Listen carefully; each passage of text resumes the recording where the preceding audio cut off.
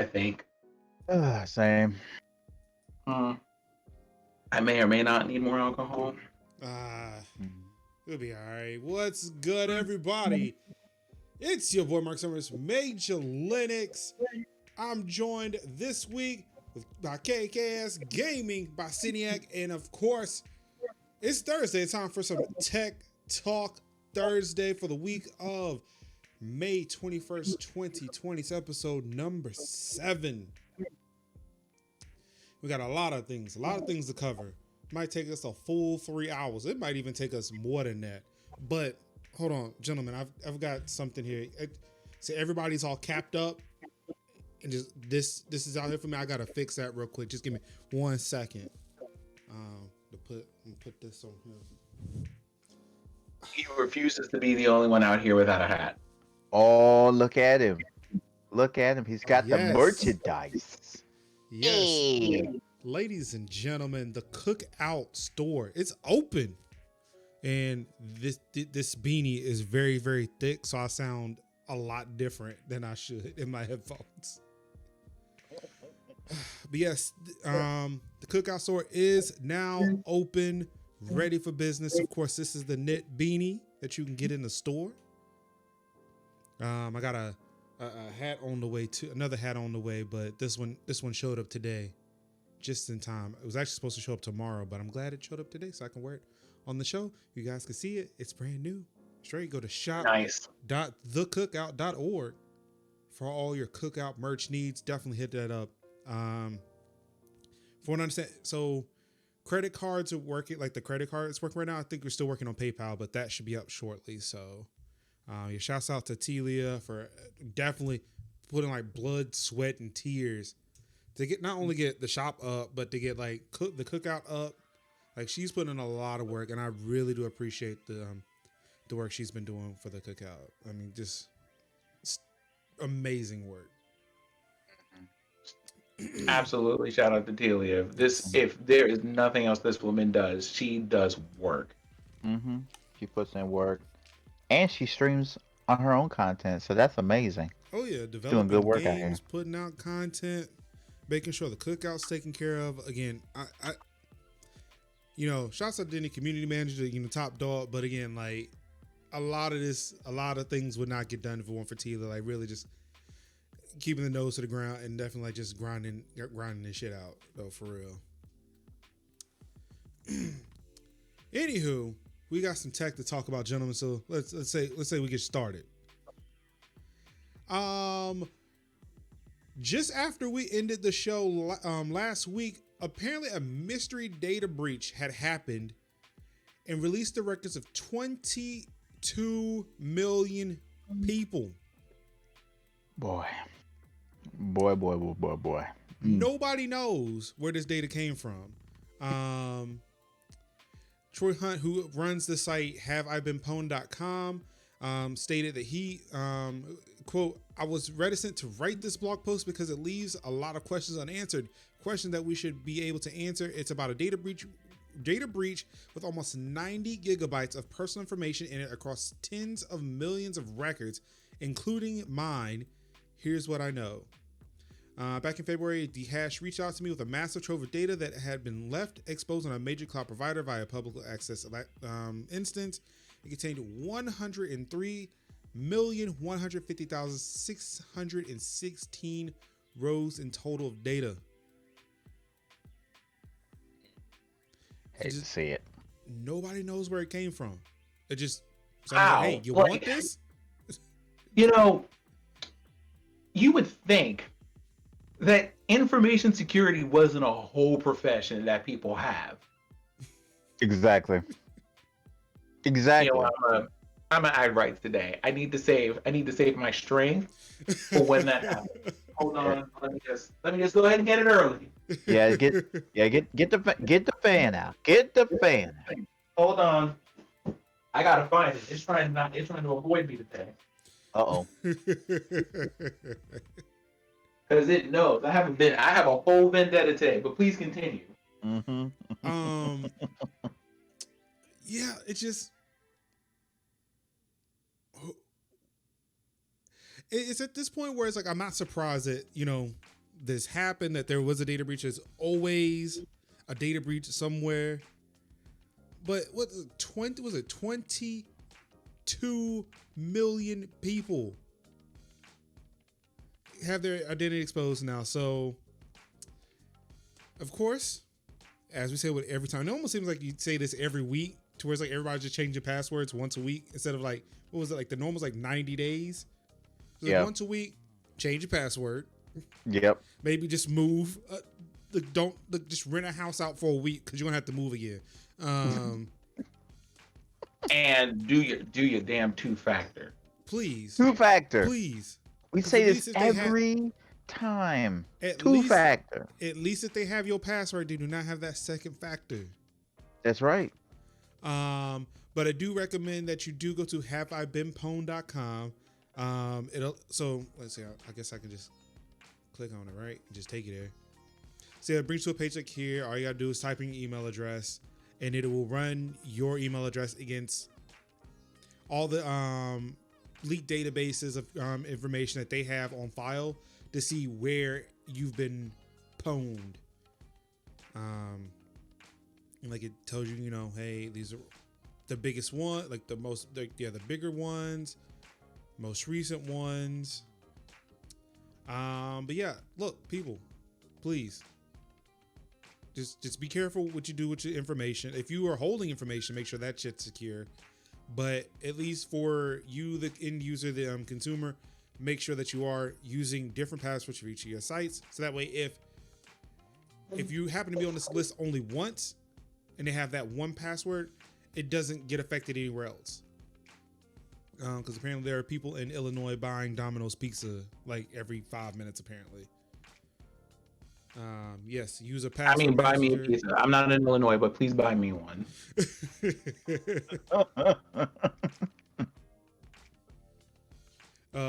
Taylor, key pass, last pass, one pass. Was it dash lane? I think is another one.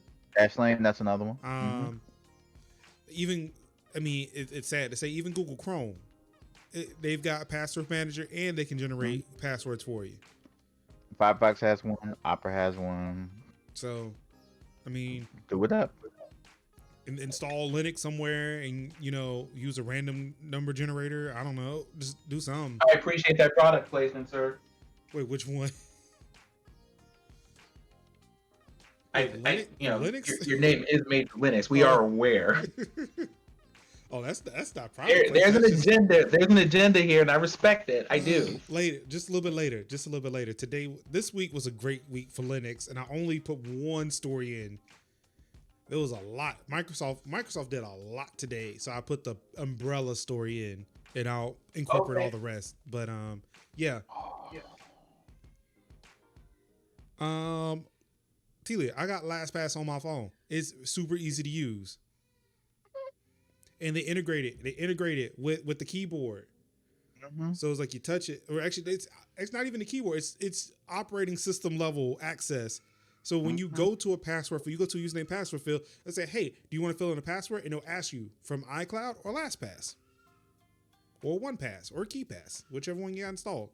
It's at the system level. There's no excuses. None. No excuses. No excuses. Two-factor keyboard managers. Shoot, LastPass also has two-factor. Yeah. One-stop shop. Don't make us have to come into these forums and come after you. Don't make us come down.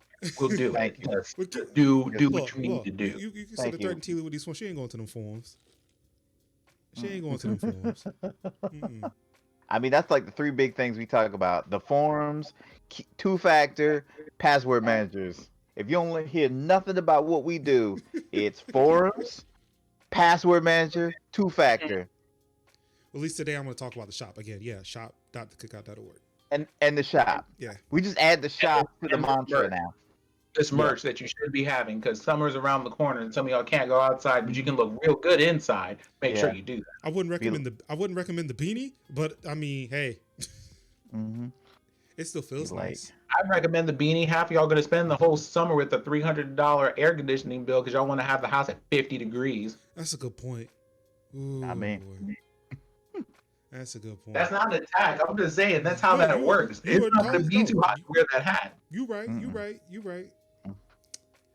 Moving on, and all right, time for the spate of Apple news. I'm getting better about categorizing this stuff now. So now we're in the Apple section of the program. Apple calls the FBI comments on lack of help unlocking the Florida shooter's iPhone an excuse to weaken encryption. Earlier this week, the FBI kind of just went on the attack. I mean, just shot shots at Apple for saying that they were no help in trying to trying to figure out why the shooter was shooting up the military base in Pensacola, Florida. Just saying like, yep, Apple didn't help. Like they just were bums about it. They were just stingy. They didn't want to do nothing. Apple came back and said, look, we gave you everything we could give you. We gave you the iCloud shit. We can decrypt iCloud, which again, y'all might want to be careful about that. Apple can decrypt iCloud and give you iCloud data. They just can't decrypt a cell phone. Right. But apparently that's not good enough for the FBI. Mm-hmm. Oh well. Well, Sorry. I mean, let's talk about that, right? Yeah. As with everything else that we Mhm. have going on out here, none of this happens without context. Mhm. FBI has been trying to get Apple to give up the goods for a good, Oh yeah. what, going on like 7 years? Yeah. Mhm. At I'm gonna this say point, 7 or 8, probably Yeah. longer than that, but definitely most recently with the SOPA thing that they tried to pass that had a whole thing, the net neutrality stuff that they've been trying to go through, and everything else has been whittling away Mhm. at their right to have access to information. And Apple so far has been like, that's real cute, but how about no? And it Right. never fails that they try to do these things. And mind you, I am the furthest thing away from a conspiracy theorist that you will ever run into. But just empirically speaking, here they are at the front doors of Apple, like, I'm just really sad that you didn't want to help these investigating law officials get access to people's phones because they're like clearly like a terrorist or whatever. All right, let's talk about that tea for a second. When do y'all try to get into the iPhones of people who do not have names like this? Right. I mean, and it's the whole thing too. Like, so Apple's whole argument with this is, sure, like one, we can't give you something we don't have. We don't have the key, so we can't open the door. Now, yes, we could totally buy a bulldozer and knock the house down for this one person, but it's almost like once we show somebody how we knock the house down, what's to stop somebody else from doing the same thing for completely nefarious things? Like, okay, I can't break into this house, so I guess I'll just tear off this wall and steal all the goods that way. Yep. And we have learned that there is a certain tendency that the government loves to has for just being like, you know, what would be a really good idea to do? Overstep our fucking bounds. Yeah. And you can't put that genie back in the bottle. What if you No. have bad actors? What if hackers hack whatever and then decide, oh, now we have literally the golden key to all iPhones now. Like, That's, go ahead. you know?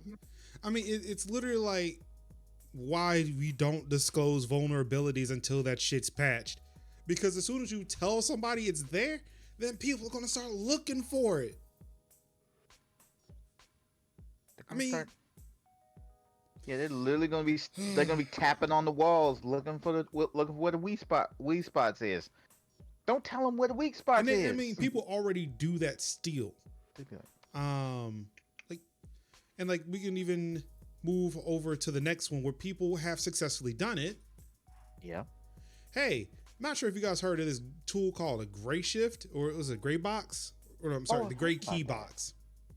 So apparently the company that makes it also made some other software that, you know, you can install on the phone, the iPhone, give the iPhone back to the criminal or whoever, let them log into the iPhone, and then now the person who installed the malicious software has your password. This is the thing that's already happened. People have already found holes. They've got a device that's cracking iPhones without Apple's help. The same company is making software that will just, now granted, and I love this whole part. John Gruber observes the deception relies on criminals being dumb. Anyone who trusts their device after they know it's been in the hands of law enforcement is a fool. You'd have to be pretty stupid to fall for this, but there are a lot of stupid people out there. He ain't wrong. True. But yeah. See, people already have holes. They already have some key to your kingdom. This is why you need to really make sure that you keep a good track of where your phone is, for one. Two, especially when it comes to this box, which is old news, but still news nonetheless. They actually provided, there it is. The average time taken by GrayKey to crack an iPhone passcode was reportedly around 2 hours, but it could sometimes take 3 days or more with the 6-digit code, which is now required for newer phones. That's still 3 days. It didn't take much. But longer passcodes using a combination of letters, numbers, and symbols cannot be brute forced in any practical time frame. So I remember a time in crap. Hold on, I'm trying to unlock my phone so I can show it. Oh, let me put in the passcode. Yeah. So it took a hack on an iPhone, like in the good old days, to get an alphanumerical keypad passcode. Now, because Apple's not playing, they just make that just a standard option. Like you can put in a whole ass password now. It drives my wife nuts. But yeah, it's at a point now where even that 6-digit, you sure it'll take a while, but that still ain't gonna cut it, because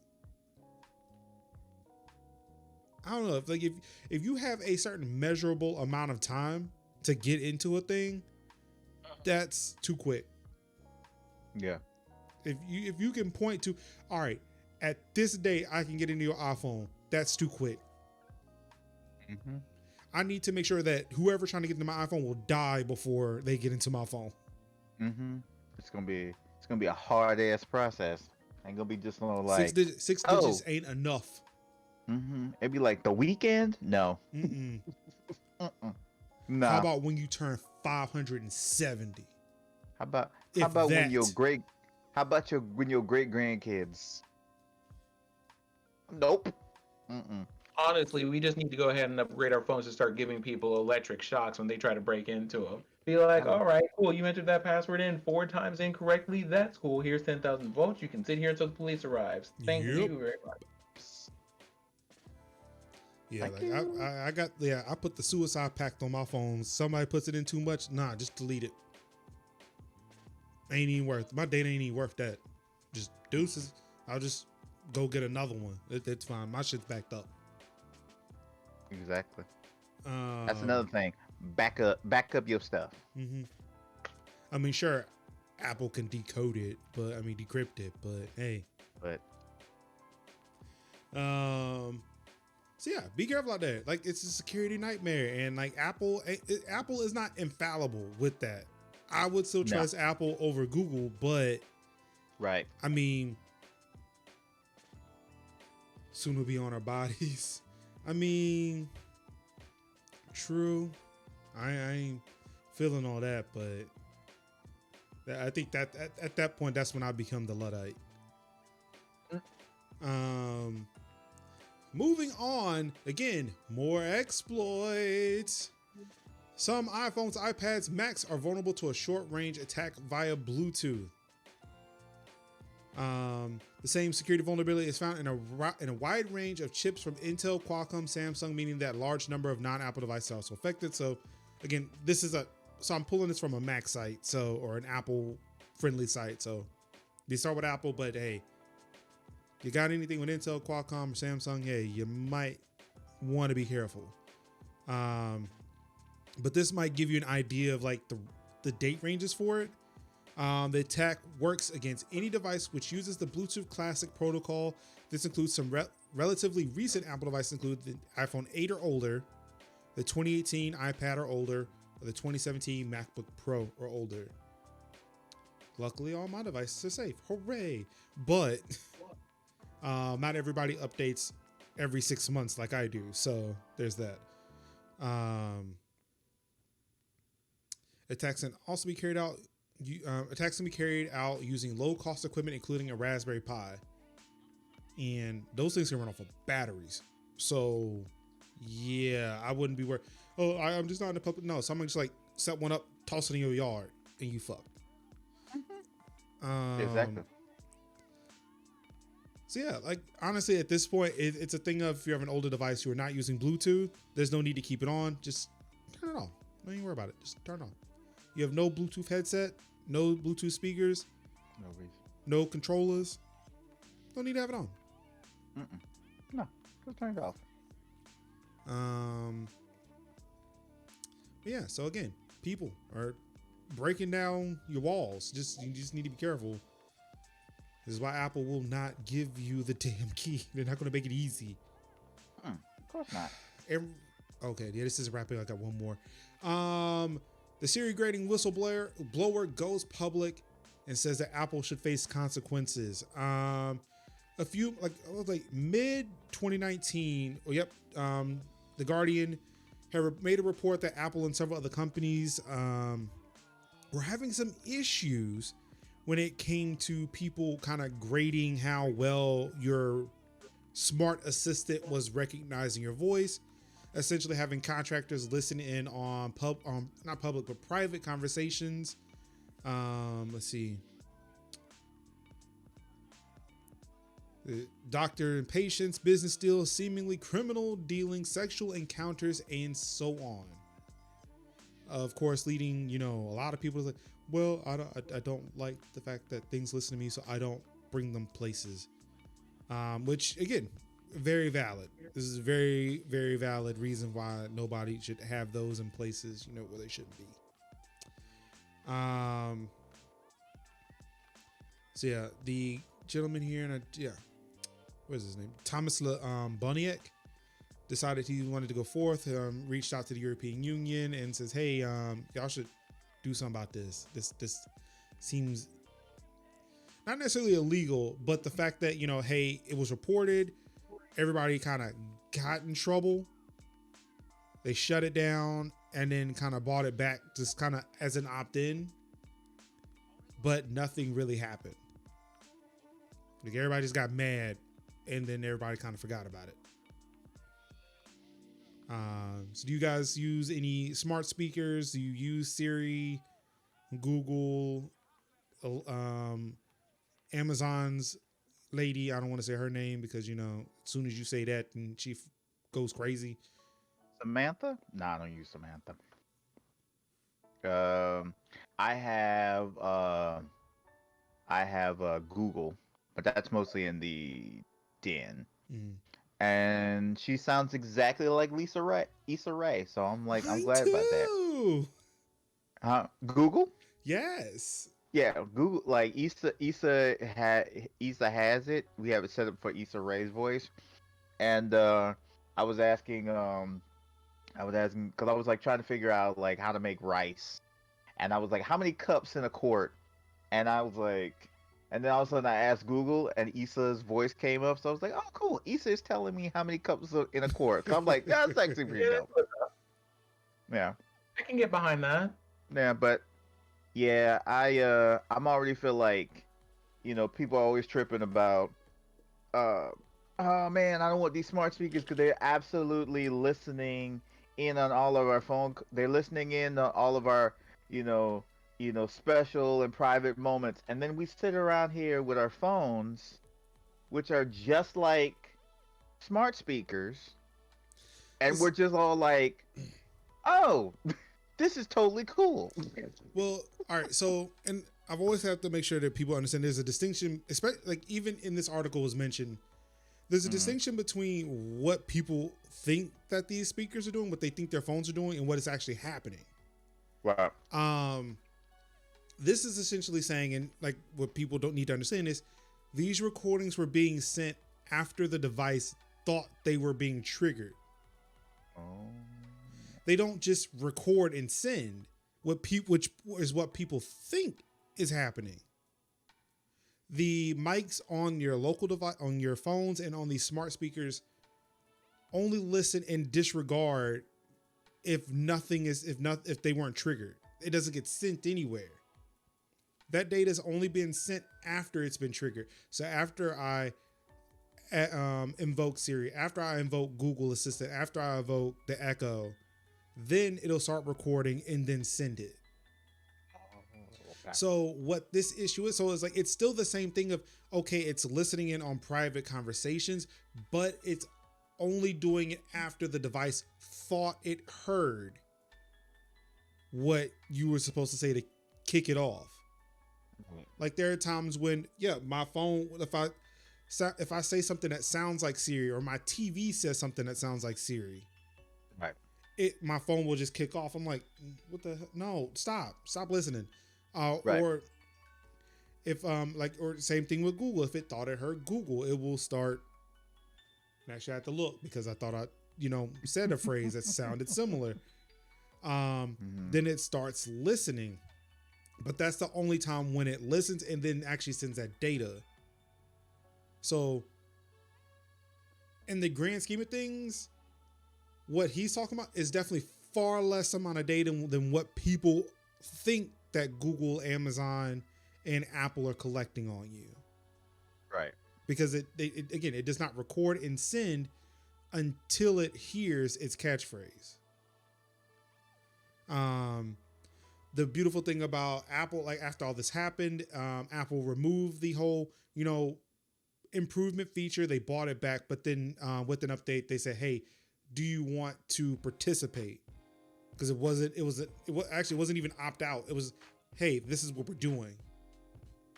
But now, at least for Apple, it's an opt-in scenario. I'm not sure what it is for Google. I think with Google, it's the same way, and I'm not entirely sure about Amazon. I'm pretty sure in about like a month or two, I'll find out, because we'll be an Amazon household when I move. But yeah, so this essentially what it is, just like Apple should, and these companies should, face some repercussions for having a service that you couldn't even at least opt out of, let alone the fact that everybody was just opted in to begin with. Like, there's something you should ask first, always. Right. And that's another one of those asides where I'm like, y'all need to really stop doing these shady practices where you have people opt into things by default rather than, having to opt out of things by default rather than having to opt into them. For example, location services. Oh, yeah. Like, stop opting me into these things. I installed the one new app over there and it has location services on after I've already turned it off for 48 other things. Please stop. Exactly. Y'all don't need to know where I am, because here's the thing, we're in quarantine, we're supposed to be in the house. But even if I weren't, you don't need to know that I'm at Kroger. You don't need to know. Don't worry about that. I'd be like, were you how was your trip to Motel 6? You don't need to be know nothing. Yeah, mind your business, Google. Like, you don't need to be knowing why I'm at the Motel 6 for. You don't need to know that. All of a sudden, you plug your phone into your car. It's like, just pop up directions to the Motel 6. Like, whoa, chill. True. And you? Yeah. And people be like, I was just visiting my cousin. My cousin came in town. Now all of a sudden, people think it's suspect. But you know what does that after you do that for 2 weeks, right? Chill, relax. Like, be like Google be getting out. I know a whole lot of marriages got wrecked up because of location services. Trust. All right, and the last bit of Apple news.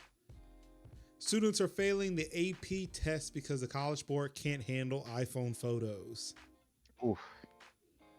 So apparently, I'm sorry. Wait. Oh, No. Run that back. They what? Students are failing AP tests because the College Board can't handle iPhone photos. What do you mean? So apparently, in order to save space on very, very highly detailed images that your iPhone and modern Google Android devices take, these photos are saved in a file format called HEIC, which I forget what it stands for. It should be somewhere in this article. I mean, okay, but go on. Okay, apparently the acronym is not in here. But so yeah, apparently it's saved in this very, very efficient file format, which can only be used in certain places. I can attest that when I was sending my model images of this hat to Denny and Telia, I could not upload said HEIC photos to Discord. Discord didn't know what to do with them. And I had to go back, convert them to JPEG, and then upload them to Discord. Hold up, you couldn't just upload your photo to Discord? So I know that some of them, like it, Discord is weird with sizes and stuff like that, depending on the like quality of the photo. I could not. Yeah, it would not let me directly upload from my phone, which was weird in and of itself. Normally that works. So I airdropped the files to my MacBook and then tried to upload them that way, but because my MacBook can see HEIC files, it knew what to do with them. It's like, all right, yeah, these are images, great. So when I tried to drag them into Discord, they were like, no, what is this? I don't know. Just stop. I guess this kind of begs a question for me, because there's a lot of apps that I use where I'm just like, here's the picture on my phone.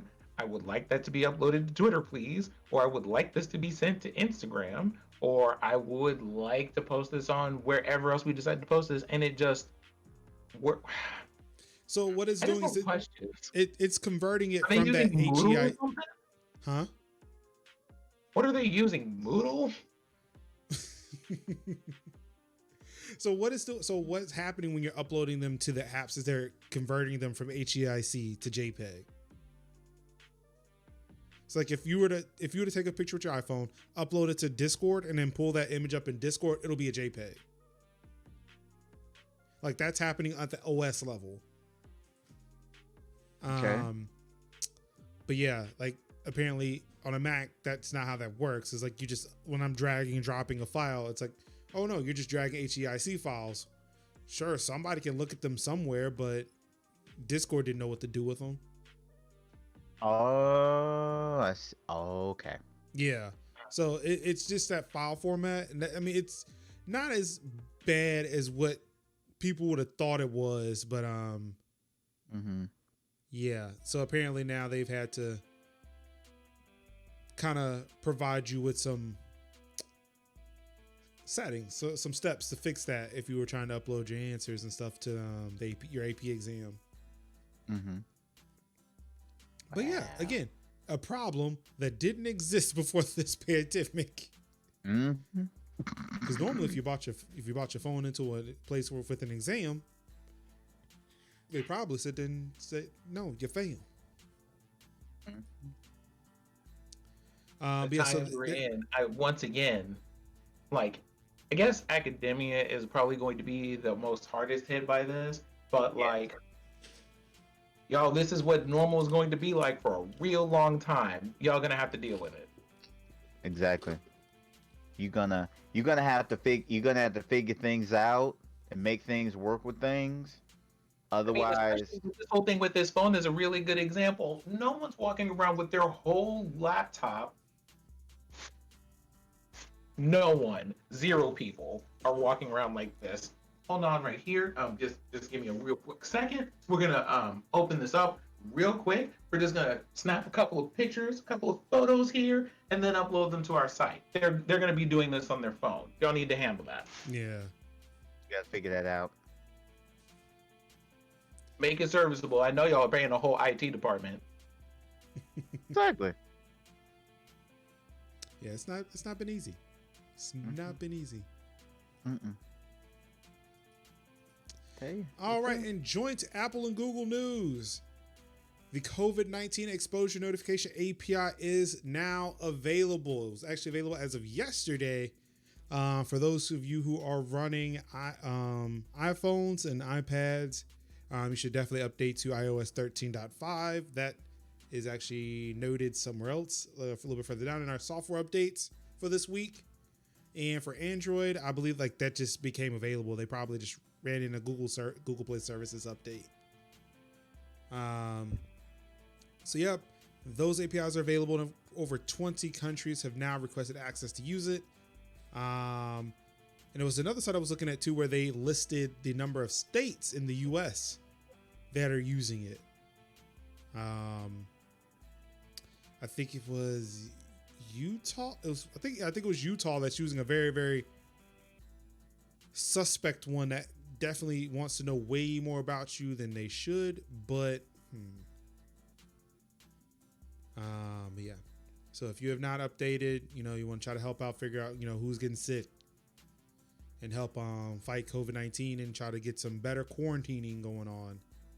You should update your phones. You should do it anyway. But now it's really Update important. your phones. It's just important now. Keep shit update. Yes. Now onto some fun stuff. TikTok rating plummets to 2.0 as an Indian YouTuber's fan base orchestrates a 1-star campaign.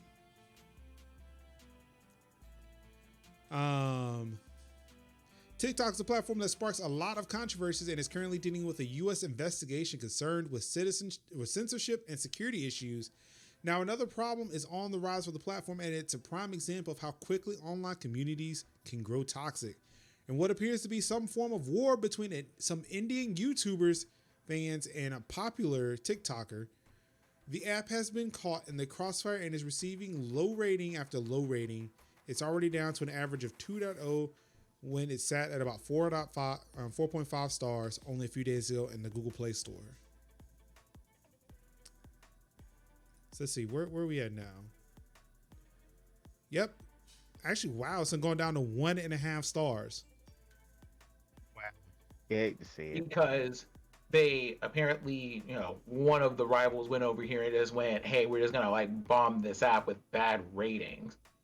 I think in some parts of, if I'm remembering from what I read about this correctly, there are some parts of India where TikTok is just straight up banned.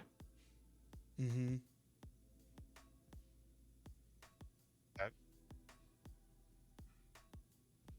And this is what happens when you have people who can wield mass amounts of attention and influence. Get a whole bunch of downvotes being and you know what? I wouldn't be surprised if somebody goes back and be like, you know what? We're just gonna delete a lot of these 1 stars, because just contact Google and be like, you know what? Knock all these out. Be back to. And I love how to they're having to think again. about that, because people,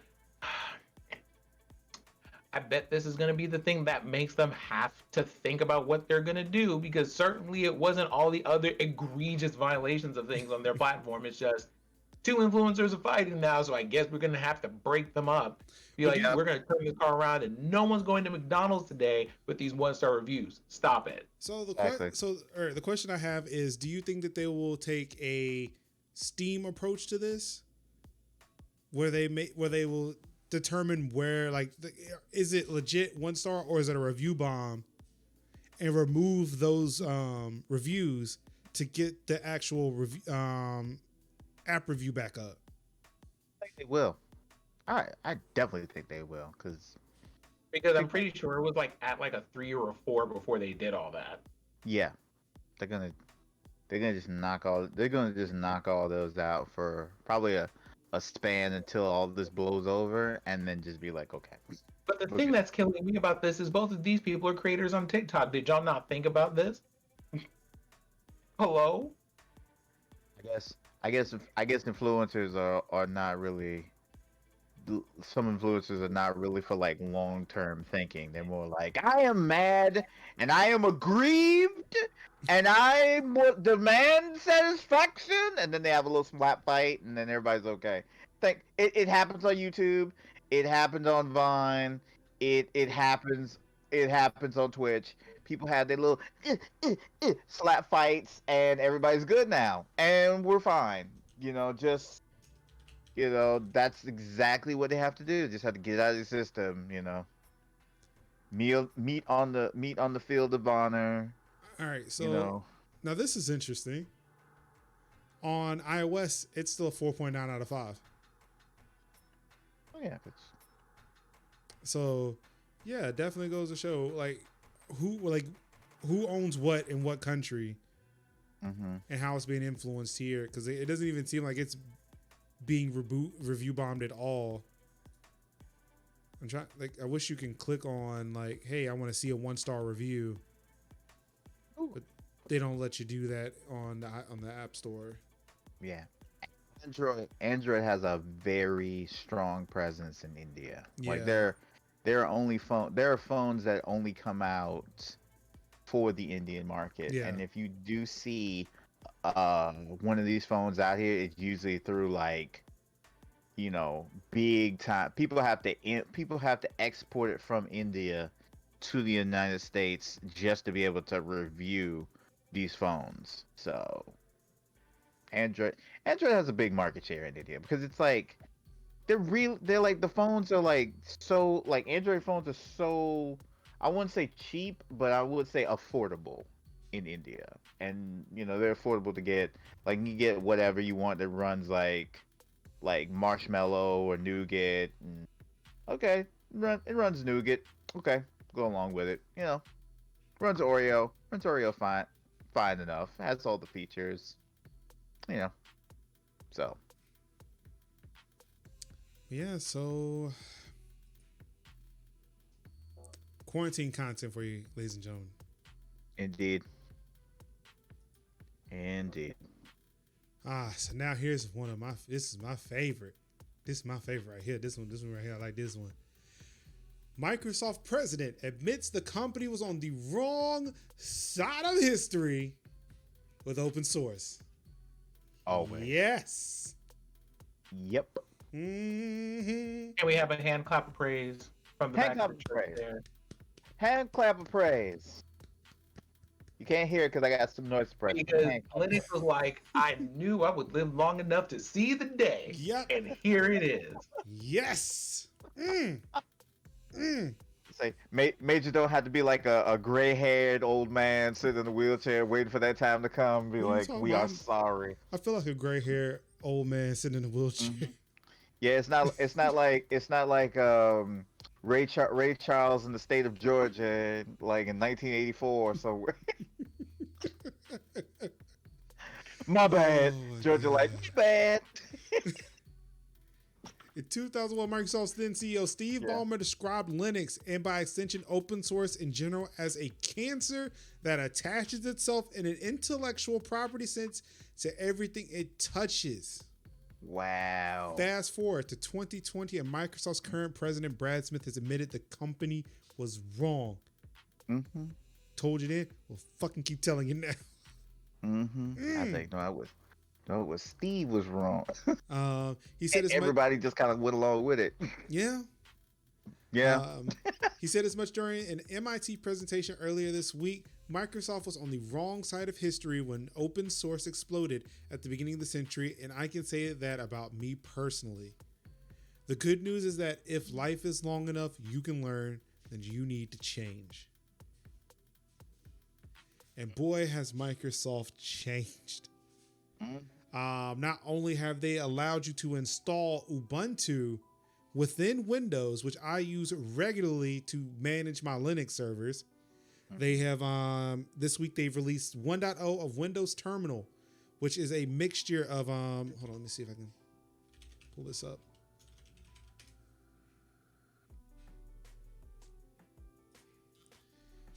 It is a multiple terminal window for Windows, essentially where you can have command line, PowerShell, and the Linux terminal and not just Linux. Like you can have Ubuntu, Fedora, OpenSUSE, like whatever. Like you can install these different Linux OSs to sit on top of Windows and run Linux within Windows. They also announced a Windows package manager. So you can treat your Windows more like Linux. Install apps through the command line. It's crazy out here in these streets. Okay. Also, they are adding in support with WSL, which is Windows subsystem for Linux. They're adding in graphical support, which can use your GPUs. So hey, if you got some of them TensorFlow applications, you're trying to do that AI, that deep learning, and you need that Linux, there you go. And also you can just have graphical interfaces that just run Linux shit. So you got that one Linux application and you don't have any Linux boxes, here you go.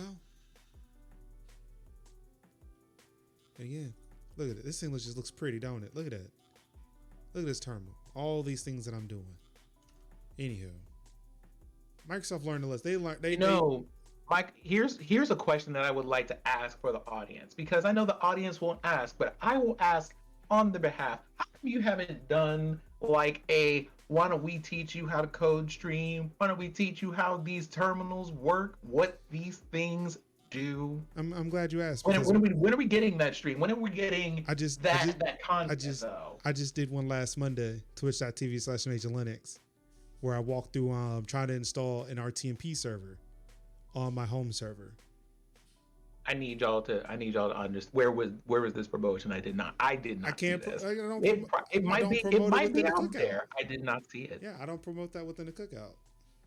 Again, I try to help out behind the scenes. I put the tweet out. It was on Instagram. I put it on Instagram. Okay. The story goes away in 24 hours. So if you don't see it now, it's gone. I'd be like, it'd be out there. I'd be like beating that drum. I'd be like, yo, you gonna see this? Hey, trying to teach y'all some good things. I was about to say that the video is up on YouTube. It's uploaded to YouTube. I have not made it live yet. That's on my list of things to do this week. But I do have other technical videos. There's a whole playlist of it. I mean, I don't want to promote, but see, people calling me out, put me on blast in these streets. And, you know, the people demand it. Look, we got major exploits here. Actually, I wanted a list, not a video. I wanted a list, not a video. Yet he keeps talking. This man just keeps talking. Why is this video? No, you know what? Forget that dude. There's a whole playlist dedicated to stuff like that. I'll be out here. Okay. Yeah. And of course, this is definitely gonna help me put more of those videos out there. Nvidia and AMD GPU support is better than ever on Adobe Premiere, delivering up to a 2.5 times speed boost in video exporting.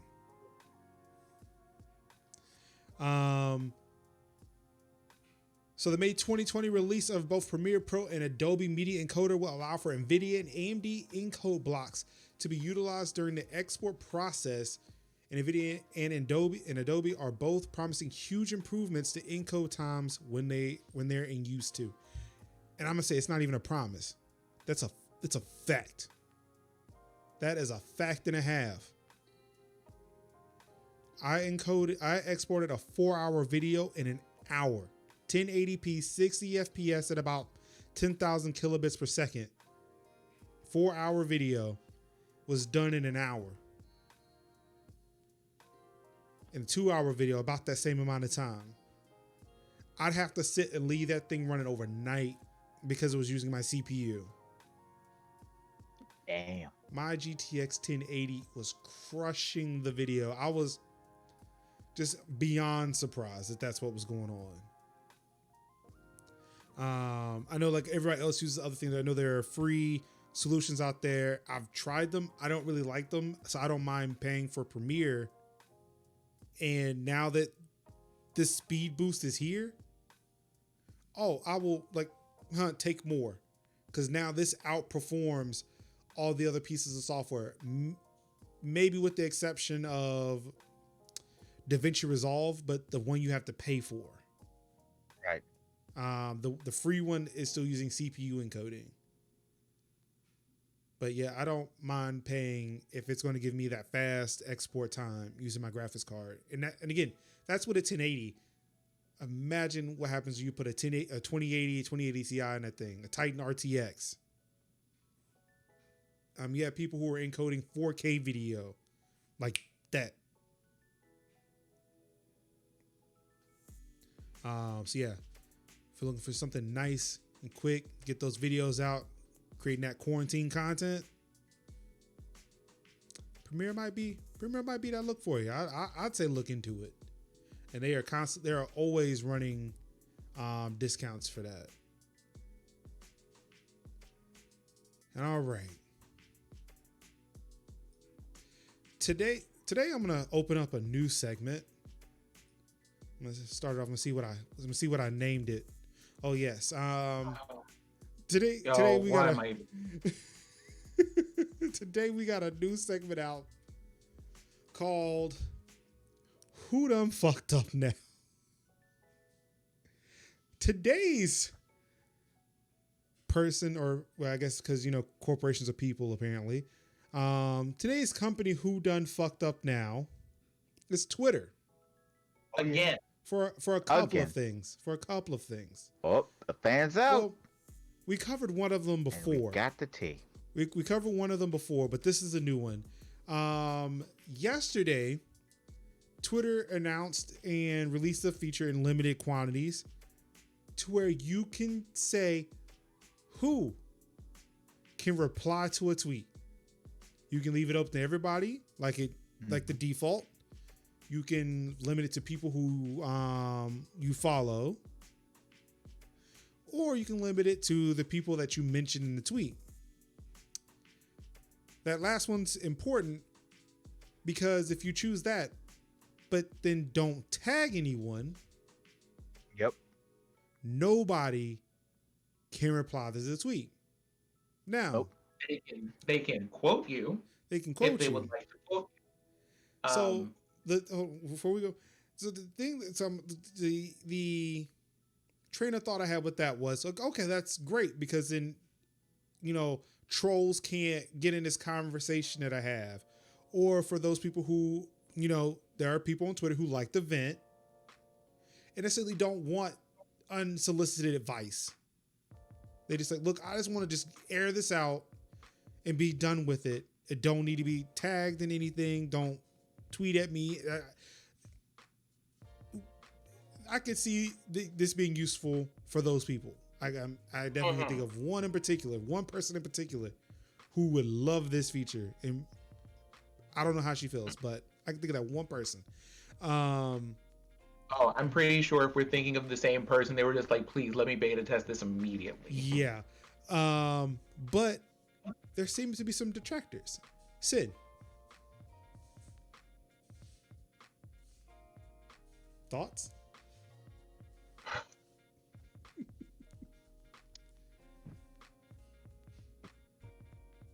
Every time, y'all. Every time. So, context is important. So we're going to start there.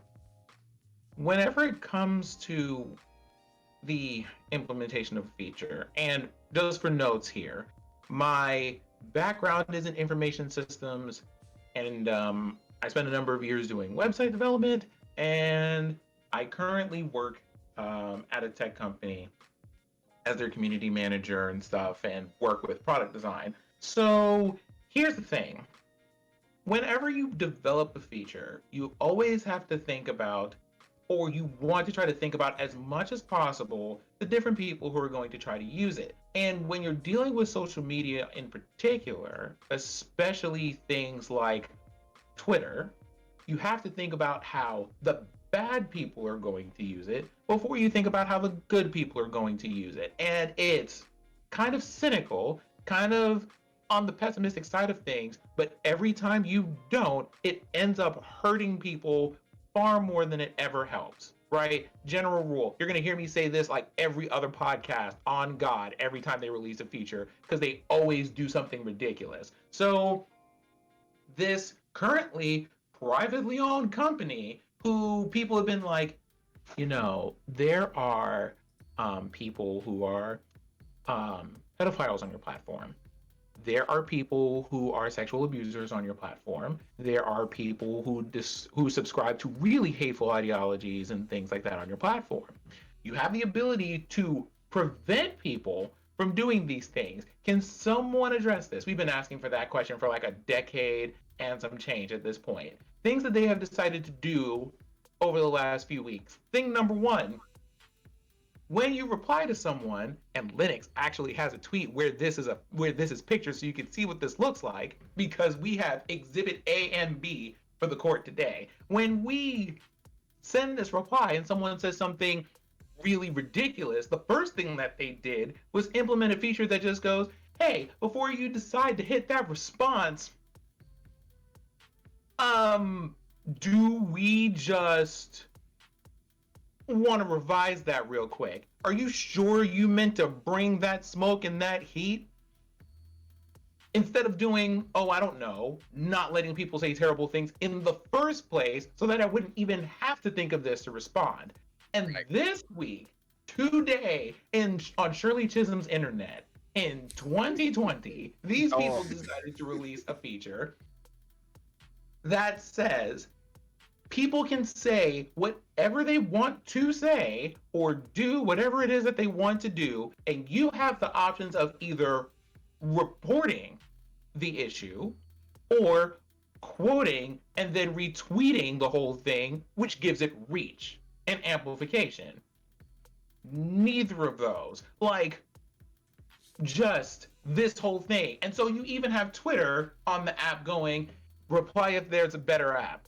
You have people going, hey, reply here if you want $100 in the middle of a pandemic where they know that people are obviously hurting for all kinds of money, employment, and all this other extra stuff if they don't have jobs that afford them. Remote option. You have the ability for people to steal art, and the artist can't go to the account and be like, yo, that's my art you're stealing. You can't do that. You have the ability for advertisers to just come on your timeline, say ridiculous and outrageous stuff, and no one can hold them accountable. You have just taken the thing that people do and have to draw attention to people who need to be held accountable on your platform, and thrown that right out of the window, straight into orbit. And for what reason?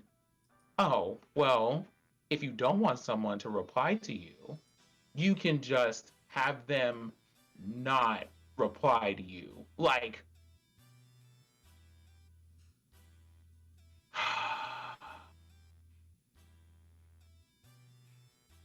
wait, is this a fake image? That is Twitter's actual account. So if someone hacked them, we are out here. But I mean, there it is. Here it is on screen. So got the check mark and everything. That's gonna be a full hot mess. A full hot mess. And it's one of those things that even 2 seconds of thought, or just going, hey, people who regularly get harassed on the platform, is this a good feature or is this going to be problematic, would have saved them time from doing all of this. Now we have to deal with probably some of the worst, like literal worst everything ever. Because you can just go, let's say that I wanted to say awful and terrible maligning things that are blatantly not true about Linux. I can tweet a whole thread about it. I can write a whole year's worth of tweets about it. And if I say on here that, yo, you can't respond unless I follow you or unless I mention you, I just get to just say horrible things about people and none of them are able to really take any recourse to it. Because if I don't mention you, it's not visible to you for you to take that recourse in the first place. And unless Major gets on every single day and goes, let me do a text search for my name just to see if I'm being mentioned. Oh, see, I knew I was going to miss it, and that's why I'm glad I didn't ask, because I'm glad like this is the conversation I feel like we needed to have here. Now I get it. I knew there was, This is a whole thing. There was a link I was missing. There it was. Mm-hmm. And it's just one of these. There are just so many layers on which this is a bad idea, only for it to do one thing, which is if I feel like venting into the world, no one can respond. That one okay thing for the people who want to tweet that way and experience Twitter that way does not outweigh the amount of people who are going to abuse it. And that is the way every feature they implement on this platform is. I hate it. So I do want to point out that this image is fake, mainly because of the fact that it has the same time. It has the same timestamp. Tweet would go and just put that in because they use such a common font for that. Yeah, like it has the same timestamp as the initial tweet of, you know, if there's a better app reply or something like that. Which, P.S.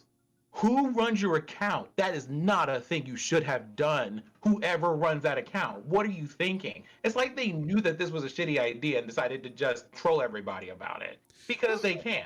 I don't know if they thought. I honestly, given the lens we have now, it does look like a very bad take, but I don't think that that's what they thought. I thought it was like, no, this is actually a pretty cool platform. Like, hey man, like, hey, Twitter's a cool platform. You do something else, like, hey, like it was kind of tongue in cheek.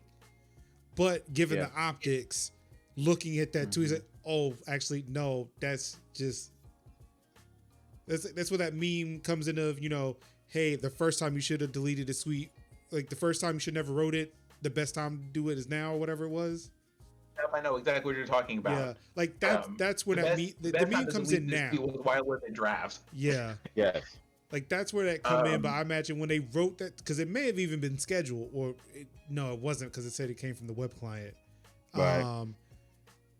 Yeah, I imagine that they probably thought that that was the right thing up until the point where, you know, people started showing, you know, the negative aspects of this, and now it just doesn't look like a great take.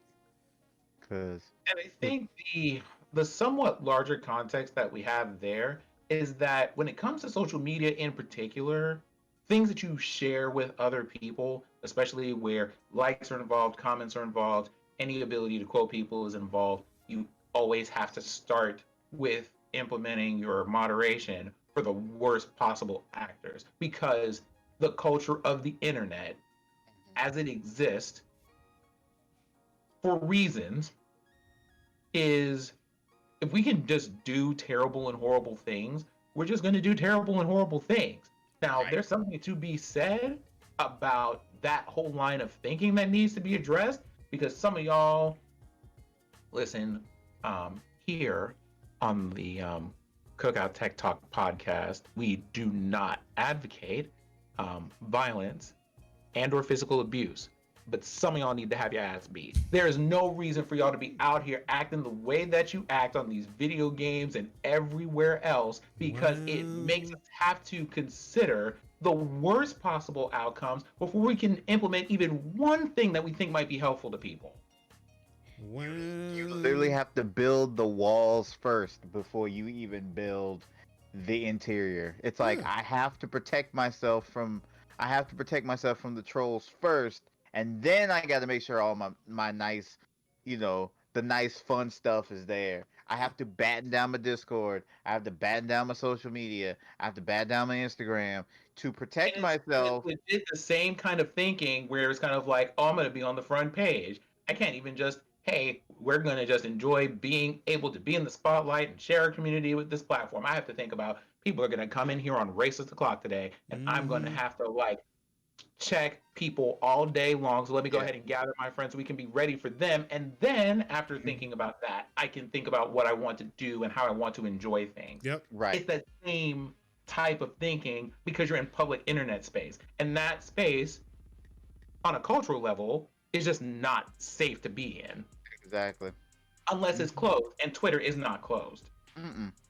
wide open. This is 24 why hours we a should, day. I'm gonna bring back my Mastodon instance. Yeah, I'm gonna do that. Mm-hmm. This week has been a week. It's been a Ooh, win for a week Linux, and a half. but Yeah. we won. Yay! One on the board. Yes. Still not the year of the Linux desktop, but damn close. Mm, Can't beat them. Join them. And this has yeah. been your weekly segment of Who Done Fucked Up Now. Yeah. Yeah, it needs to be. That's going to be a weekly thing. Yeah. Hopefully we can find them. But moving on, it's gaming news time. And for those who may have forgotten, if you have not done so already, including your boy, I had to go quickly rectify this. Stadia's 2-month free of Pro is coming to an end. If you have not claimed your 2 months free of Stadia Pro, do that. I think you got to maybe the end of the month to do it. That being said, another set of game developers are using Stadia to help out with their work from home development. Ubisoft is one of Google's major partners when it comes to providing streaming content. During its fiscal year 2020 earnings call today, or back when I think this was Monday, Ubisoft provided a quick update on Stadia's performance and how the studio is taking advantage of the cloud for development amid COVID-19 and work from home. When asked about Stadia's progress, Ubisoft CEO Yves Guillemot said that more and more games are coming to the Google platform. Monopoly and The Crew 2 launched in the past 2 months, joining Just Dance 2020, Ghost Recon Breakpoint, The Division 2, Trials Rising, and Assassin's Creed Odyssey.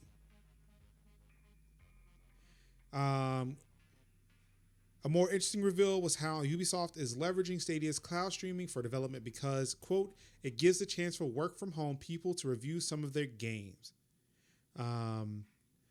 Eve went on to say, more and more games now available on Stadia, which are doing well. We're also using a lot of Stadia possibilities to actually do development because it gives a chance for work from home people to review some of their games, so it's something interesting. Cloud is coming out at normal speed. I would say it's getting better and better. We think at the end of the year, you will see some evolution on the number of players and also on the brands that will be launched there. It's a good long-term trend that will change the industry, we think. Of course, as I said before, Ubisoft is not the only company that's using the cloud. Bungie actually came out and said that they were developing Destiny 2 using the cloud amidst the COVID-19 work from home thing. Do you see more game developers like using some type of cloud infrastructure, whether it's Google Stadia, whether it's Microsoft probably going all in on Azure, especially with xCloud coming out? Amazon, we'll get to them later. They've got a game coming out. Are they using AWS to do testing with their stuff? Like, do you see more and more game developers actually going to the cloud to test their games on because it's more powerful than their home PCs, or the fact that they can't take some of these consoles or dev kits home with them? Yes. I do see that because it makes the most sense because you can offload your computing power instead of having to be like, okay, we have to make, like, just like you say, like, we don't have to take the dev kits home. We can just basically offload our big, bulky processing power off onto this thing and have it on a laptop, and then be able to, like, code and render on a laptop, draw and whatnot on a laptop or a tablet, and not have to, they can be they can be like at a coffee shop, socially distancing, and do whatever they need to do and take care of it without having to be in the office at a dev kit, at a debug station, just right there at home getting these games out. And I think that is good even in the short term, but in long term, I'm not sure. Like short term, this year, next year, I see it. I think long term, it'll probably be like more people can work from home. They'll probably be rotating crews out and be like, okay, you work at the office today, non-office, still. But I don't think it's gonna be like I don't think dudes are gonna be doing this forever. I think they're gonna be doing this in the short term because it's beneficial in the short term. So that way, because a lot of these games have to come out so these companies can make money. So yeah, and then everything is all clear, I think they'll do like a hybrid of cloud computing and work from home because again, a lot of these companies have invested millions of dollars on their existing systems to make games. I don't think people are going to throw it away to make them, but I think right now I think we're in a phase where we still need to be making money. Like we're still gonna we got to make money, and but this is just kind of like a good little stopgap in the meantime. But I don't think they're gonna be like, we could totally do everything through Google Stadia now. I'm like, no, I don't think so. Yeah, I don't think so. Do you think that this might turn the tide going from like having physical machines to play these games, or if a lot more games are being developed in the cloud that are more tailored for the cloud, that may end up having more exclusives in the cloud where, building beefy rigs or buying expensive consoles, will that be a thing of the past because these developers are now becoming more accustomed to developing in a space where, the time from start to finish is cut down so much?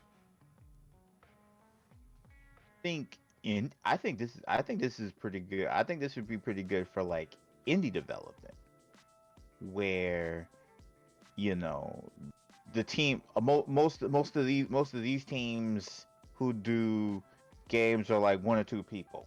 Like Cuphead was two people. Like Stardew Valley was one person. And so if you don't have like if you don't have and I mean you probably wouldn't need a beef, but then in that aspect you probably wouldn't need a beefy rig to rent to make to design and render and edit and code and draw and that kind of stuff. I mean, if you're doing it in the cloud, then you wouldn't really need right. Like you can just take a MacBook Air and create like the next AAA title, right? Because all that rendering, all that GPU processing power is happening in the cloud somewhere, right? So I think I do feel like that this is gonna be part of it, and it will always be part of it. Like this is gonna be like, yeah, we don't have to invest in big, bulky ass, expensive ass workstations. We can just make our stuff. We can just put our stuff on state. We can just design our stuff and offload it on Stadia and make our stuff like just as you say on a MacBook Air. But I think this might be the best. I think this by far might be the best use of Stadia than actually playing games on it. I think it'd be like, so Google just makes an engine. The shade though. Oh yes. So Google just makes an engine. They just call it the Stadia engine. You can develop your games there, and then you hit the port button, and it just puts it out on everything. And it just puts it on anything. So it's like it would make by Stadia. Powered by Stadia. And I think it's like in Silicon Valley. It's like we started with one thing that does a thing, and then we realized, hey, the thing that we didn't think about is the thing that people are really gonna love about it, like middle out. Every battle royale game. Yeah, it's like battle royale wasn't supposed to be. It was supposed to be like a little something on top of the paid save the world experience, and then that thing, because it was free, just kind of leapt and jumped off into its own thing, and it's like, like how Unreal, like we make video games, but we also help other people make video games. Like, so if it's like, hey, we're a platform for games, but then we also help people make games. And that might be the more popular that might be the more popular thing for the computing power. Like, so Google could be like, well, actually, I think we went the wrong route for this. I think we need to rethink that. So yeah, I think cloud computing is it. Do I think Gearbox is going to be all cloud computing? Maybe. I think there might be some people might be 20%, some people might be 30%, some people might be 60%. You know, you know, it's a shift we're doing. It's a shift. But in the short term, possible. Long term, maybe more. But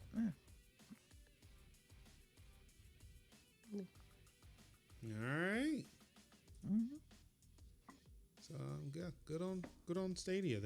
People are using it, just not for what they intended. Just not for what they intended. This is runner up for who done fucked up now. Oh, People my are heart. extremely upset or unhappy with Doom Eternal's kernel mode anti-cheat. Apparently, id Software put a anti-cheat mod Didn't they into publish a it. thing today about another game having to remove one of those things? Oh, we'll get to that. We're almost there. Oh, We're almost there. So yeah, Doom Eternal, they put in an anti-cheat into their game for something that's mainly single player that really didn't need it. People got upset. Then they removed it Yep. the next day. The next day. The very next day. So yeah, this is why we wanted to wait, because it was the joke. I had I put the first one up there. Then yeah, the next day the article came and said, yeah, they removed it.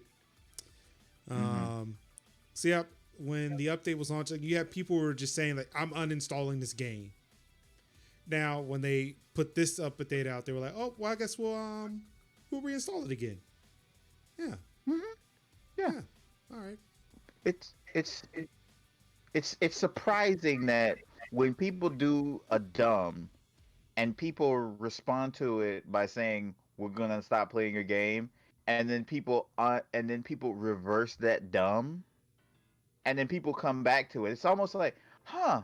Oh, so they fixed their dumb. Okay, I'm going back to the game now. Like, who knew? Who knew this is how Who knew this is how consumerism works? People do something bad, you stop doing that thing, you reverse your position, and then people immediately take you back.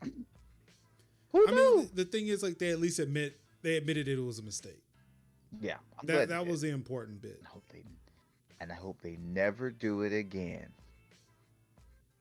But yeah, so don't put anti-cheat in things that don't need anti-cheat.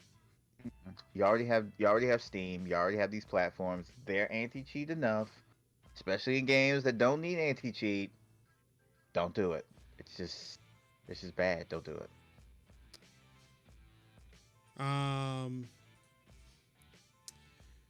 So this is a small one here. Apparently, Sega, SNK, and many others are putting on a E3-esque conference next month, and it seems like there are a whole bunch of Japanese developers and publishers that are going on. So if you're interested in that, June 23rd at 5 p.m., I guess British Standard Time. I think that's what, 2 p.m. Eastern? No. What? I'll check that out. 1, Right. 1, 2, something like that. Check that out. Amazon has finally released a game, Crucible. And it looks a lot like or feels a lot like Paragon. It does. It really does. It really does. Like, Is anybody else, have you been able to check this out? So this is everyone's friendly reminder that first-person shooters may not be my genre, and that both of you are infinitely more qualified to talk about it. Well, I mean, I've only I played have like the seen, intro I for a have seen bit. very pretty packaging and logos and things, but that's about as far as I get. I mean, I'll try it. It's not Valorant, so I'll try it. Like I've seen I've seen DJ play it. I've seen Ash play it. I've seen who else played it? I think Pika has played it, and it looks pretty interesting. It just what like Major says. It kind of reminds you of Paragon with like a little like Salt Bay esque like sprinkle of like Battleborn for flavor. Like just put a little of that sprinkle that of Battleborn in there, a little For dash those of of this us who in miss there. Battleborn, because I know that there are some people who really miss that game. Yeah, some of the people, and I certainly am not one of those people because I'm like I did a video on that game during the beta. I did not. All it was just literally like flash and colors. You ever know like do you remember like the old cartoons, like the old Tom and Jerry cartoons, where just some sequences were just like flashing lights and stars and like there was a fight and it was literally just like flashing lights and stars and stuff going around. A lot of sensory overload. Yeah, that was Battleborn. And and I'm like, I could, and I'm literally like playing the game, and I'm like, I don't know what I'm doing. I don't know what's happening. What are these skills work? What are these things? Is this a MOBA? Is this a team shooter? Was I supposed to collect these things? Oh, we won. I don't know what I did to win, but hey, I guess we won. Hey, and that was it for me. I was like, never again. So, but I do like the look of it though. And also has some and it also has some like flavor of the cycle. If you've ever seen and played the cycle where it's like PvP, but then it also has like objectives that you have to do outside of the game where it's like, okay, you have some PvE stuff, but then you also have to like go up against other people who are doing other things to get other things in a way. So yeah, that's something. It's free to play and it's on Steam. Well, that's good because with Amazon, I was expecting them to go the whole like, oh, you can only play this on our launcher, this launcher, and that launcher only has like maybe like two things on it. So the fact that they uploaded it to Steam, Okay, so it's a PlayStation demo disc, is what I'm hearing. This is that old school classic, not the remake of Tony Hawk Pro Skater that you were just like, it got the one level with like the half pipe on one side and then the industrial stuff on the ceiling on the other. When you say demos with two things, that's what it makes me think about. yeah, because I'm like, I'm so yeah, I can say I'm so glad that they didn't like make people download another launcher to play a game or play it on a service that maybe people might like or so I am glad that they decided to go the whole like, hey, we're just gonna put it on Steam, not like Rockstar where it's like, oh, we're gonna put all our games on a launcher that doesn't really matter, and it doesn't matter if you have it on Epic, it doesn't matter if you have it on Steam, you're gonna have Rockstar launcher, so be prepared for that. And I'm like, I don't want to do that. Like nobody was like, I don't want to do that. I don't want to do that. There's better integration than this. I don't want to do that. I don't want to do that. So yeah, it looks good. It looks good. Again, free to play. I'll probably give it a shot. If anybody else in the community wants to go check it out, that will that will be good. And since and And since Major has, I think Major has stepped out for a moment. Uh, Okay, so I think where? Okay, hold on for a moment. okay. Let us check our news Mm-hmm. Check your and, notes. and see what lies beyond. Mm-hmm. Cause I could, I could definitely go a quick little rant about Bethesda and non-Bethesda games. Oh wait, do we? I mean, we got time. We got time. Wait, what you Yeah. got over there? Uh, Basically one thing I'm like always like frustrated is that Bethesda games are like continuously broken. Like I mean broken down to the code. And then cuz see when you really think about Bethesda, you really have to think about Bethesda games and non-Bethesda games. These are games that are usually id created or people that run under the umbrella of Bethesda, you know. And Bethesda games are chronically broken. There, some of them are good, but then it's like Like the it's so non much so that it's a regular meme of right. every Bethesda. How broken is this? It's It's like Bethesda. how broken is this Bethesda? Like like Elders, all the Elder Scroll games are broken. Uh, and then you got Fallout's are broken, and like notoriously broken. And then you have all the like non-Bethesda games like the Doom, the Wolfenstein, the Rage. All those games are good. The I think when it was like Obsidian, it wasn't Obsidian. I don't think Obsidian was under Bethesda. But even though Obsidian did a Fallout and that was good. I think it was New Vegas. And so all the non-Bethesda games are good, but then somehow it's like everybody is worried that Bethesda will try to Bethesda-tize them to the point where like, okay, so that's how we got like Doom Eternal with Denuvo in it, and then it's like, oh hell no, we don't want that. This game is perfect. We don't want that. Get that out of there. And then they're like, okay, let's get that out of there. So it's almost like Bethesda has to keep Bethesdaing themselves, keep themselves out of the Kool-Aid, keep themselves out of the kitchen because when they make something, it's hot garbage. So it's like you stay over there and not make anything, and then let us make this game and make you money. Kind It's of like like how you have that one family member and everybody has one and they are varied, but they're just like that one person who's really good at having parties, but is good at making some drinks, but is really bad at cooking food, but always insists on trying to cook something. It's like, no, we'll bring food. We don't need you to do it. Don't just touch the. Don't look at a mhm, stove. Don't look at a just fire. Get some.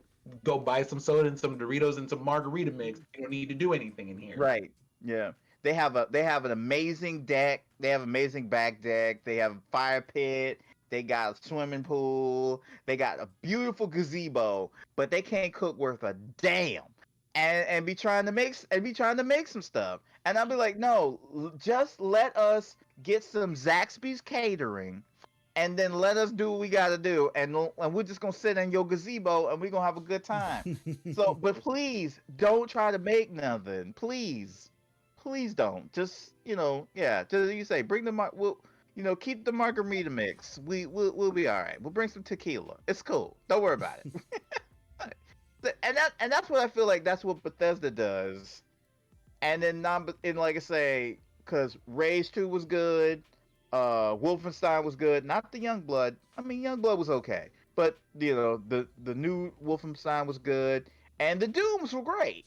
So just let them make their games. Leave them alone. You make your little broken behind games. You got Fallout 76. That's broken. Try to fix that. Uh, you got a new Elder Scrolls coming out. I don't know whenever. I don't know. The Kingdom Come. I don't know when it's coming out. We'll probably see Jesus first before we see that new Elder Scrolls game, but that is what it is. Um, but right now, just let these Bethesda companies do whatever they got to do, and keep your fingers out of it. And that was my little rant. That was my little rant, y'all. Appreciate it. Moving on, G2A admits it sold stolen game keys. Totally committed to tackling any incidents of fraud. After years of shrugging off claims it sold stolen keys, gray market reseller G2A has admitted to shifting copies which were illegally obtained. The disclosure comes as part of a backfire plan to prove its innocence, which has also cost the company around $40,000. Ooh, you hate to see it. I don't hate to see it. This update's since been released here. Quote, we would be the first to admit that in our formative years as a company, we took too long to recognize that a small number of individuals were abusing our marketplace. However, the criticism we received was the wake-up call we needed, and over the last years, we have been totally committed to tackling any incidents of fraud on our site. Today, we are some of the most sophisticated, or we have some of the most sophisticated proprietary anti-fraud AI technology of any online marketplace for digital products.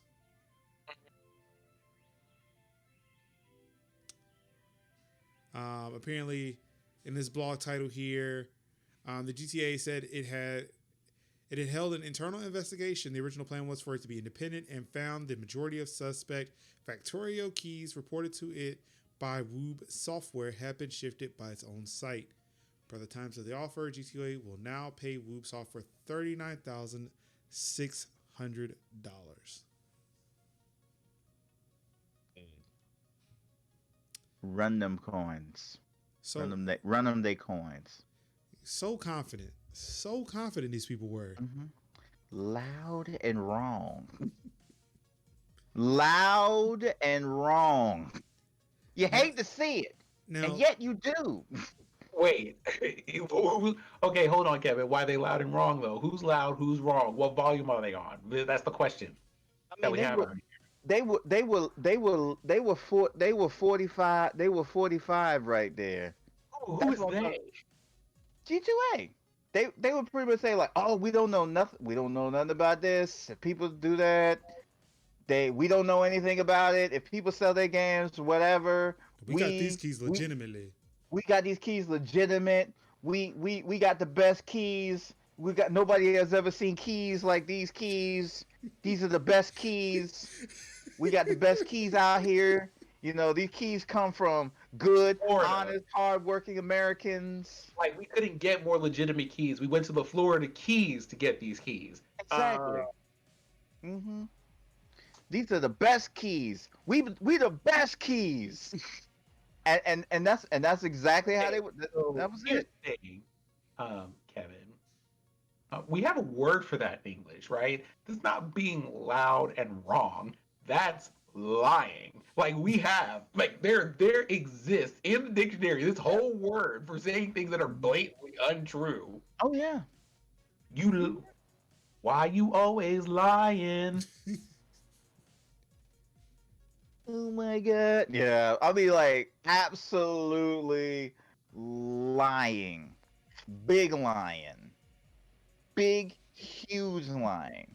And that's what I say when I say loud and wrong is it's mostly like not only are we, like I say, we're lying, but we're loud about it.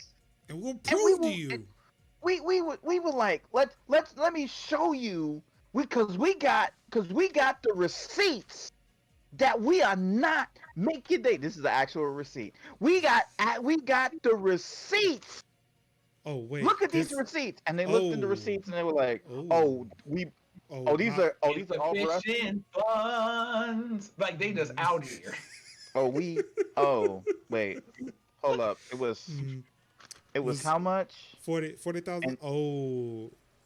And these they are the keys they were looking for. Stole credit card numbers. Oh, these were the keys they were looking for.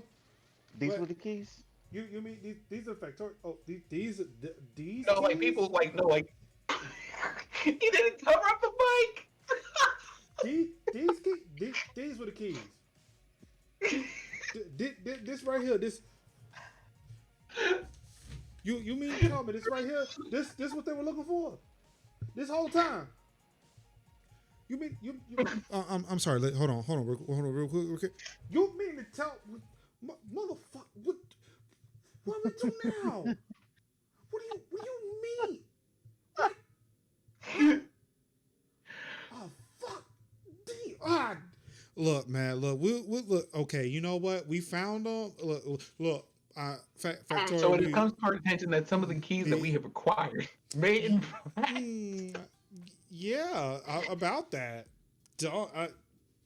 Sorry. Well, see, what had happened was we thought. Uh, I thought since we contacted my guy and we thought he said it was real. Look, when he said it And came off the back of a truck, we thought it pulled up I properly. mean, You can only take things out of the back of a truck. We didn't know that he stole them. but We didn't know he didn't mean literally off the back of a truck. We just thought and, just the papers. It came off of a back and of a we truck. and we gave him a stern talking to, Stern. and we wagged our finger a lot. A lot. It And hurts. It hurts. it now. hurts. I mean, we almost like I had to take some aspirin, Yeah. but it's gonna be all right. But that's how much we were swagging it I at had to him. see a doctor. Just my wrist even hurts. I put wrist motion in it. We almost got tendonitis in our finger wagging it at him. It's So crazy. but We're victims too. we victims too. We saw we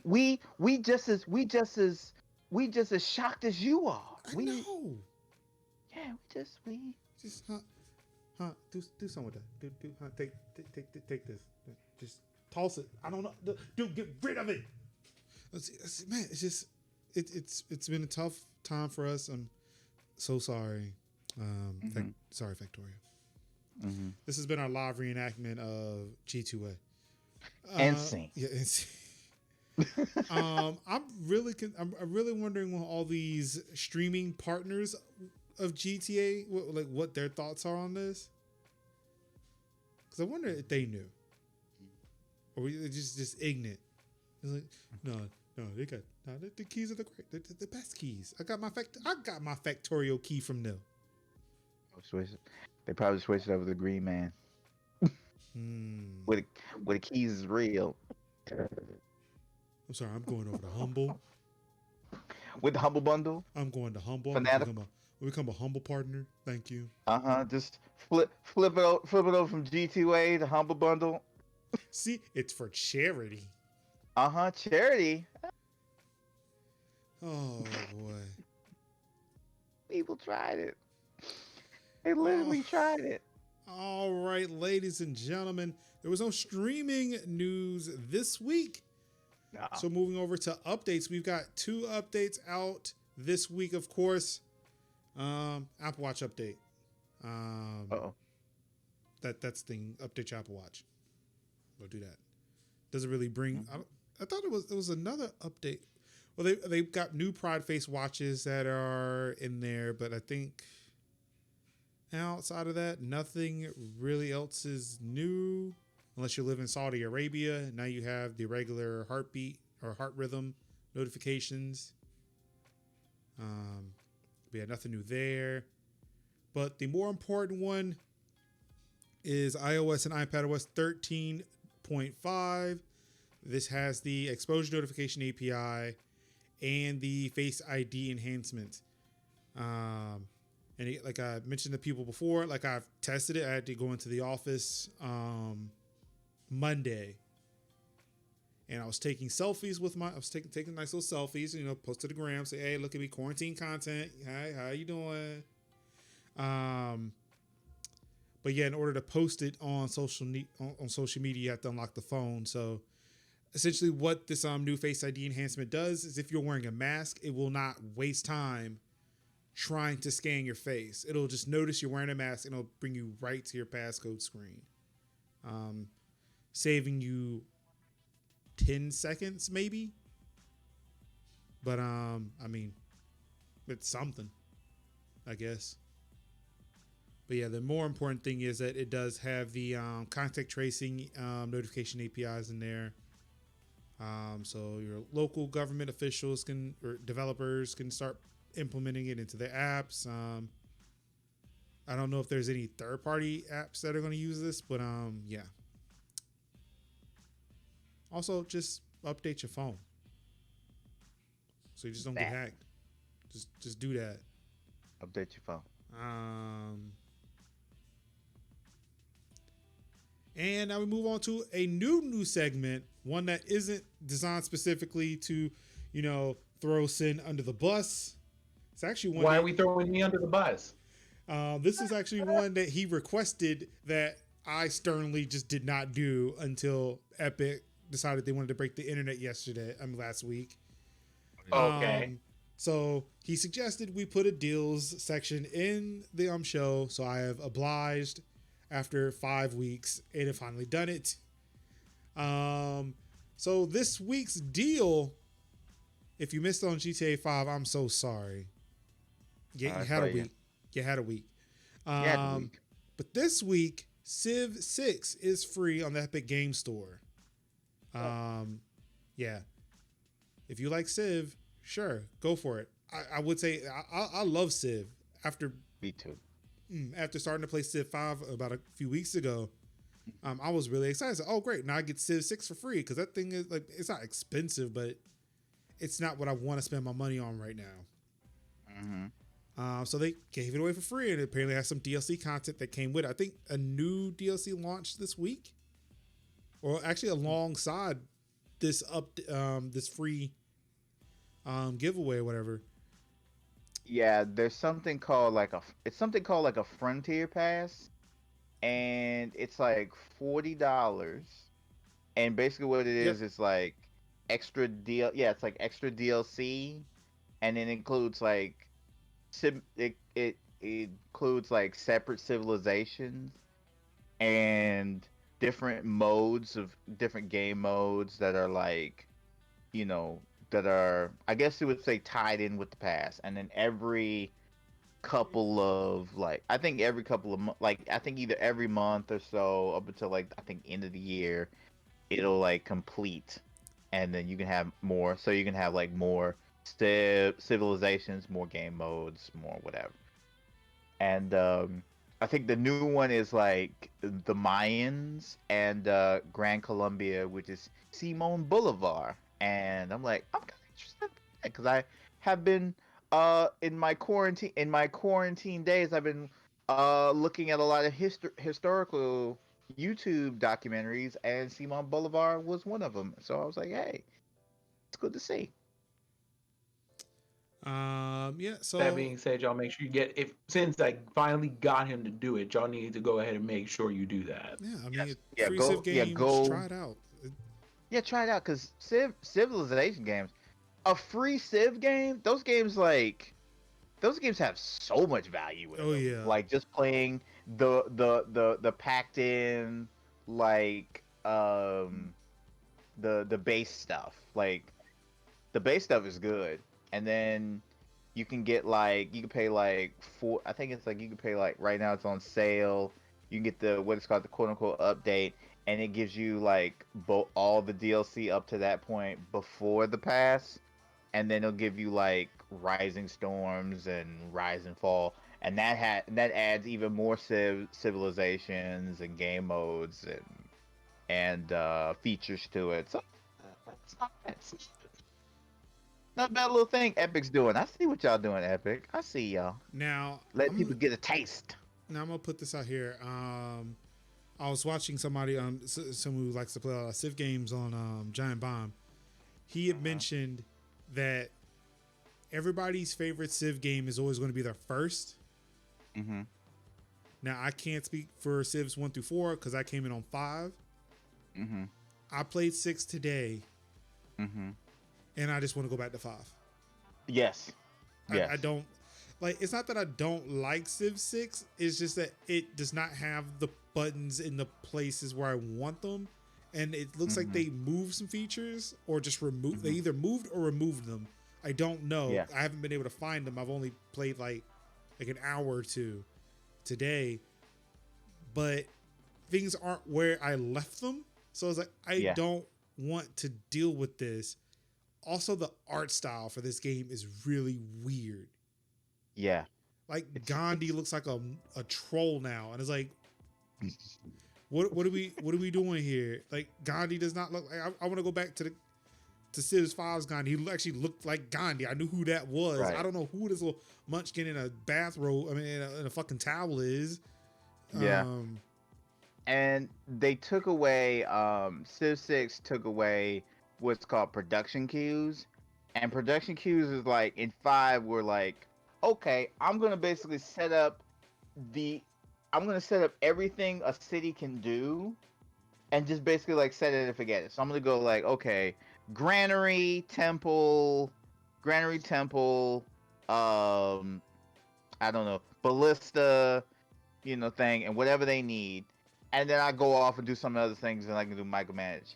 Civ 6 took that away, but and then you basically have to do more micromanaging, which sucks until I played on Steam and I had to go get a mod to put production queues back in. And so what it just does is just says like, oh, it just saves you a couple of clicks. And the fact that they took that out and production view, and I've been playing since 4, and they never did that before, and I'm like leading to say like, why did you think that this was a good time to take out a very good, I mean, for those who never played it before, maybe wouldn't realize it, but for hardcore Civ people like me, that's kind of a dumb move, and that could definitely make people not want to play your game. And that's what made me pretty much just say, I'm going to take 5, 7, 6 out, and I'm going to put 5 back in, and that's going to be my game that I'm going to be playing because it has the features that I like in it. And I pretty much own all the expansion packs. And if I don't, I'm probably going to get all the expansion. I'm probably going to like complete all my 5 thing, whatever. Right. But if you've never played a Civ game, never played a Civ game at all, jump on Civ 6. I mean, it's free. It's free. You can try it out. It's free. But, yeah. Yep, Civ 6 free. Epic Game Store, of course. Yes. Just like with all games they're giving away on Epic Game Store nowadays. Mm-hmm. Should we remind them what they need to do? Mm-hmm. 2-factor. All of the things. The law. It's the law. Maybe not the law, but that's the only way you can get the game. It should be the law. No, because if you put in 2-factor off, then the police officer can't get into your phone unless they have a second factor, and they don't like that. So it will never be the law. Not here. The law, not here at least. Yeah. Internet law. Internet law. Can we get like internet police? No, actually, we don't need more police like that. Nah, we don't need internet police. Let's roll that back. Anywho, ladies and gentlemen, thank you so much for sticking it through to the end.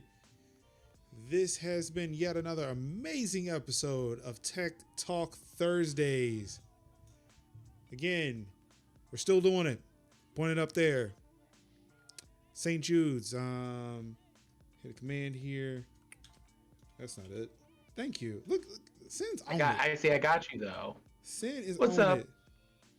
Yo, GB Kid with that tier 1 sub. Yo. GB Kid. That's great. Okay, yeah, I need to add that one. No, don't put me out like that. Of course, yes, you can hit up the forums at forums.thecookout.org. Of course, I'd be remiss if I didn't mention that we have relaunched the Cookout website. Thecookout.org is back up and running. It's got a fresh coat of paint. It looks so amazing. Shouts out to Telia again for doing the work. And of course, make sure I get this right here. I'm turn it. Wait, see, trying to do things on a camera is really hard. You look at one way and it goes another. But that's right. You can get beanies just like this. You get hats, t-shirts, bags, stickers. Actually, let me just pull it up. Let me pull up the website. Shop, if I can type right, shop.thecookout.org. You can get mugs, get shirts, backpacks, hats. You got the flat bill cap, the visor. Aprons, of course, it would not be the cookout if you couldn't get an apron. Yeah, when this Rona subsides and I get back into my grill daddy ways again, I'm gonna have my cookout. I'm gonna have my cookout apron at the cookout for the cookout. Yeah, I might have to cop me one. Mm-hmm. Of course, as I've stated before, credit cards are working just fine. We're still working on the PayPal stuff. Also, another security tip, since this is Tech Talk Thursdays, if you do not want to put credit card information into a website, I do recommend that you go to a site called privacy.com. If you type it in right, there's no P in there in com. It's privacy.com. What it will allow you to do is it'll give you dummy credit cards to use in place of your actual credit card. And you can set limits on these cards so that way, if your card does get stolen, if it does end up in a huge data leak, as we covered at the top of the show, they'll get the dummy card. And if they try to spend money on that card, there's no money on it. Ain't nothing they can do. Your money's protected all the time. And again, you're never giving out your real credit card number. I can be a testament that this works because this is what I used to order my hats. Because even though it is the cookout, I'm still not putting my credit card in anything after I've had my number stolen. So, Right. Do recommend, privacy.com if you do have to use your credit cards. If not, you've got services like PayPal, Apple Pay, Google Pay, all this stuff to kind of be that intermediary for your financial transactions on the internet. Gentlemen, it's time to say so long. Where are we going? Where are we going today? What do we got? What options do we have? Ooh, Pleasantly Twisted is currently live watching or playing The Darkest Dungeon.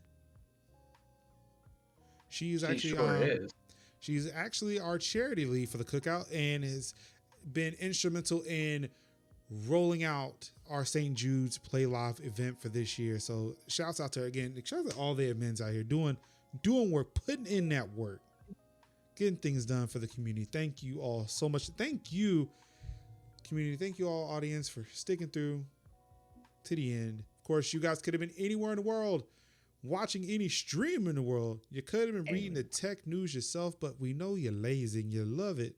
We reread it to you. And for that, we appreciate you coming through. Of course, on behalf of KKS Gaming, on behalf of Cineac, it's your boy Mark Summers, Major Linux, saying peace out. Wakanda forever.